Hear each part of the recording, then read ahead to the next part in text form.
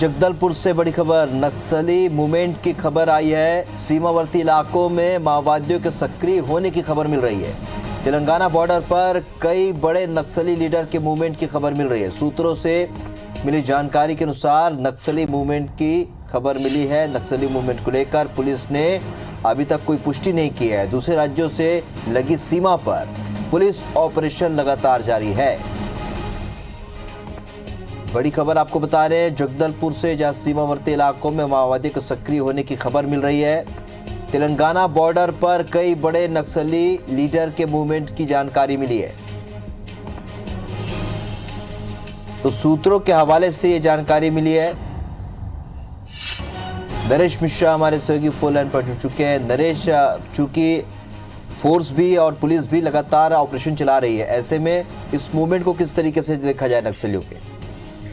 देखिए, पिछले कुछ समय से खास तौर पर सितंबर अक्टूबर में सिलसिलेवार बड़ी हत्याएं हुई। माओवादियों ने खुद इस बात को कबूला कि अपनी जो टीम है उसके अंदर भी काफी घुसपैठ हुई है पुलिस की, और वहां से भी नेटवर्क पुलिस का मजबूत हुआ है। नक्सली खुद पुलिस को सूचना दे रहे हैं संगठन के अंदर ही। तो ये इस समय के बाद से ये साफ था, ये जो कबूलनामा था माओवादियों का और हत्याओं का सिलसिला था, उसके बाद से इस पूरे इलाके में सिलसिलेवार माओवादियों की बैठकें होती रही हैं। और ऐसा लग रहा है कि आने वाले समय में तेलंगाना के साथ जो बीजापुर और सुकमा का जो इलाका है, इसको लेकर एक बड़े ऑपरेशनल स्ट्रेटेजी के तहत माओवादी कोई तैयारी कर रहे हैं, क्योंकि एक के बाद एक तेलंगाना स्टेट कमेटी के कई बड़े लीडर्स की अपुष्ट रूप से जानकारी मिली है कि सिलसिलेवार इनकी बैठकें होनी है। महज 1.5 महीने पहले पुअर्ती में एक बड़ा जलसा किया था माओवादियों ने, जिसमें पूरे उस इलाके के जितने ग्रामीण हैं उनको बुलवाया गया था, और उसमें सभी टॉप लीडर्स थे। तो ये बताता है कि माओवादी, ये जो उनका एक कोर एरिया है, खासतौर पर बीजापुर से पामेड़, बासागुड़ा, गंगालूर, इन सब इलाकों से पेलाडीला के जो पिछला हिस्सा है, पहाड़ का जो दूसरा हिस्सा है, जिन इलाकों में प्रशासन की पहुंच है ही नहीं, उस इलाके में अब जब सड़कें पहुंच रही हैं, पुलिस के ऑपरेशन उस तरफ बढ़ेंगे, तो उसको लेकर उनकी तैयारी है। तो नरेश, क्या लगता है जो अंतर्द्वंद नक्सल संगठनों में अंतर्द्वंद रहा, बीच में ही अंदर में ही जो बड़े नेता उलझते रहे, तो क्या यही वजह है कि बड़े नेताओं को ग्राउंड पर आना पड़ रहा है? ऐसे में अगर नए ऑपरेशन की अगर आप बात करें, नए किसी घटनाक्रम को भी अंजाम दे सकते हैं, क्या फोर्स पर दबाव बनाने के लिए, पुलिस पर दबाव बनाने के लिए इस तरह की घटनाएं कर सकते हैं? जी हाँ, देखिए, जब भी कोई बड़े हमले होते हैं या इस तरह का की तैयारी होती है, तो उसके पीछे मकसद यही होता है कि फोर्स को डिमोरलाइज करना।